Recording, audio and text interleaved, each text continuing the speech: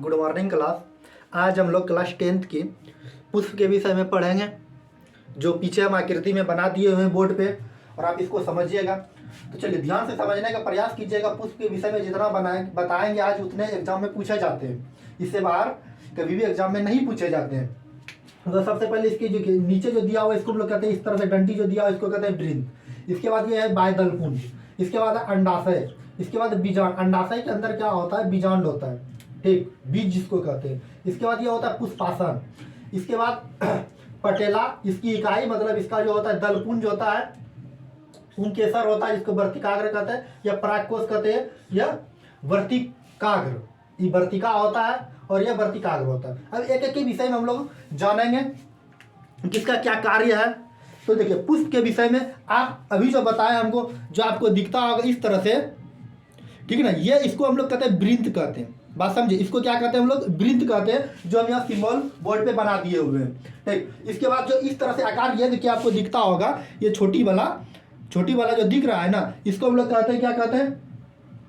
बाह्य दलपुंज कहते हैं। बाह्य दलपुंज जिसका रंग देखिए हरा होता है, आपको प्रैक्टिकली दिखा रहे हैं, यह रंग हरा होता है। यह क्या करता है? कली मतलब पुष्प होता है, पुष्प को सुरक्षा प्रदान करता है और भोजन बनाने में यह सहायता प्रदान करता है। बात समझे। इसके बाद होता है क्या? ये जो आपको दिख रहा है यहाँ पे, ये बड़ा वाला छोटा के ऊपर जो दिख रहा है, इसको हम लोग कहते हैं बीजांड, ठीक है ना। क्या कहते हैं ना, क्या कहते हैं? अंडाशय। अंडाशय के अंदर क्या होता है? अंदर में होता है बीजांड। ये ऊपर वाले हरा को जो बड़े आकार में है, इसको हम लोग क्या कहते हैं?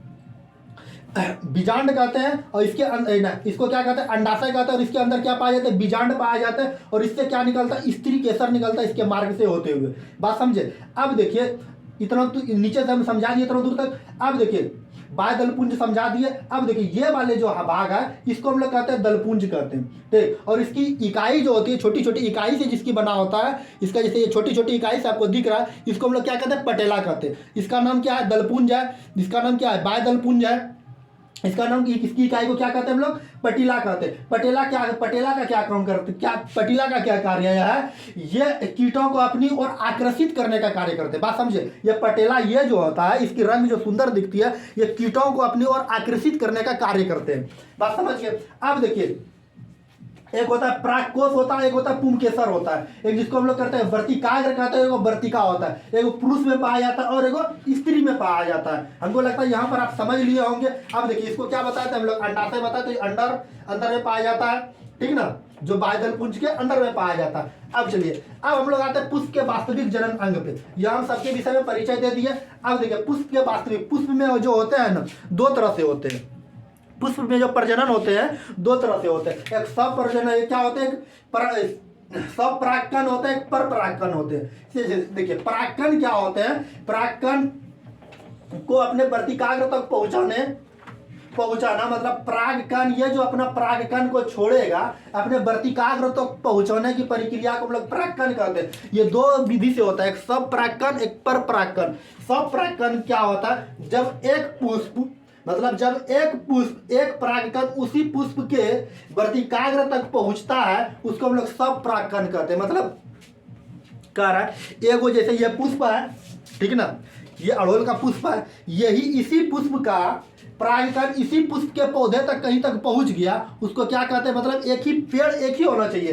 जैसे ये सब परागकण किसे कहते हैं? जैसे ये एक पेड़ का पौधा है, ये एक पेड़ है, ठीक ना, इसमें कई तरह से क्या पुष्प पाए जाते हैं। इसी से एक क्या निकलेगा? परागकण निकलेगा और इसी पुष्प तक कहीं इसी पेड़ में पहुंच जाएगा। इसको हम लोग क्या कहेंगे? हम लोग सब परागकण कहेंगे, ठीक है। और पर परागकण क्या होगा? इसी जाति का पौधा होना चाहिए, ठीक है ना। पर परागकण जो होगा इसी जाति का पौधा होना चाहिए। मान के चलिए इधर आम का पौधा है एग्जाम्पल के लिए, ठीक है ना, ये खजूर का है, ये इधर मान के चलिए खजूर का पौधा है, ठीक है ना। और खजूर का पौधा यहाँ इससे अपना पर परागकण निकला और यहाँ पर भी एक खजूर का पौधा और यहाँ पर पहुंच गया। इसको मतलब उसी जाति में पहुंचा, लेकिन पौधा अलग अलग है, तो इसको हम लोग क्या कहते हैं? पर परागकण कहते हैं। जब एक पुष्प का परागकण उसी जाति के दूसरे पौधों पर स्थित पुष्प के वर्तिकाग्र तक पहुंचता है, उसको क्या कहते हैं? हम लोग पर परागकण कहते हैं। एग्जाम्पल के लिए जैसे लिखे, वायु द्वारा हो सकता है, कीट द्वारा हो सकता है, जल द्वारा हो सकता है, जंतु द्वारा हो सकता है, बात समझे।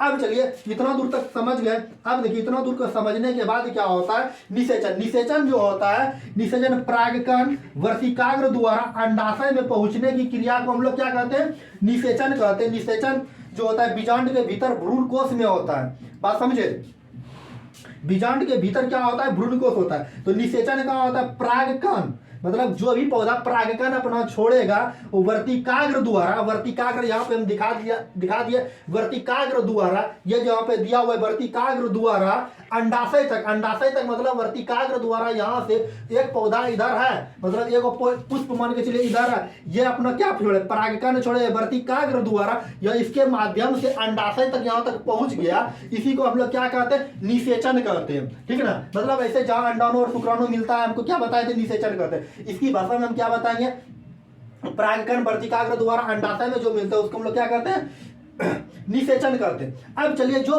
वेरी इंपॉर्टेंट एग्जाम में पूछे जाते हैं, परीक्षा में पूछे जाते हैं, पुष्प का नर वास्तविक जनन अंग क्या है या मादा वास्तविक जनन अंग क्या है। अब देखिए जब भी पुष्प का वास्तविक जनन अंग की बात करेगा ना, तो पुष्प दो तरह से होते हैं, एक स्त्री होते हैं और एक पुरुष होते हैं, पोषे पुरुष पोषे पुमांग। तो पुष्प का वास्तविक जनन अंग पुरुष के विषय में पूछे या नर के विषय में पूछेंगे, पोषे पुष्प पोषे पुमांग। तो पुष्प का वास्तविक पुरुष जनन मतलब नर जनन अंग क्या है, तो पुमांग है।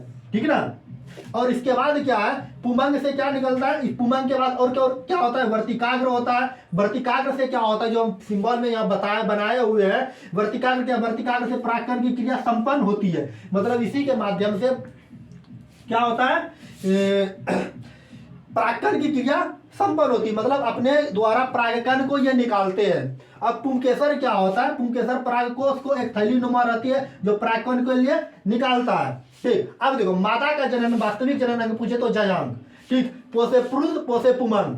ठीक, और अंडाशय में निषेचन की क्रिया, बीजों को सुरक्षित निषेचन की क्रिया कहाँ होती है, अंडाशय में होती है, स्त्री में पाया जाता है। ठीक, और बीजांड को सुरक्षा फलों द्वारा प्रदान की जाती है। ठीक, इसका निर्माण होता है। तो बीजों की सुरक्षा और फलों का निर्माण कहाँ होता है, अंडाशय में होता है। हमको लगता है कि आप समझ लिए। उसके बाद वर्तिका कहाँ पाए जाते हैं, तो मादा जनन अंग में पाए जाते हैं। परीक्षा में पूछे जाते हैं निम्नलिखित में से कौन सा पुष्प का स्त्री जनन अंग नहीं है। स्त्री जनन अंग की बात करेगा, एक वर्तिका होगा, एक अंडाशय होगा, एक जयांग होगा। ठीक, और पुरुष की बात करेगा तो सबसे पहले वास्तविक जनन अंग की बात करेगा तो पोषे पुमांग पोषे पुरुष, पोषे पुमांग पोषे पुरुष। ठीक, इसके बाद क्या हो जाएगा, वर्तिकाग्र हो जाएगा। वर्तिका किसमें पाया जाता है, मादा में, लेकिन वर्तिकाग्र किसमें पाया जाता है, पुरुष में। इसके बाद पुंकेसर। ये तीन बात आप याद रखिएगा तो आपसे जो है एग्जाम में एक भी क्वेश्चन बाहर नहीं निकलेगा। हमको लगता है कि आप समझ लिए होंगे। चलिए इस वीडियो को देखने के लिए धन्यवाद।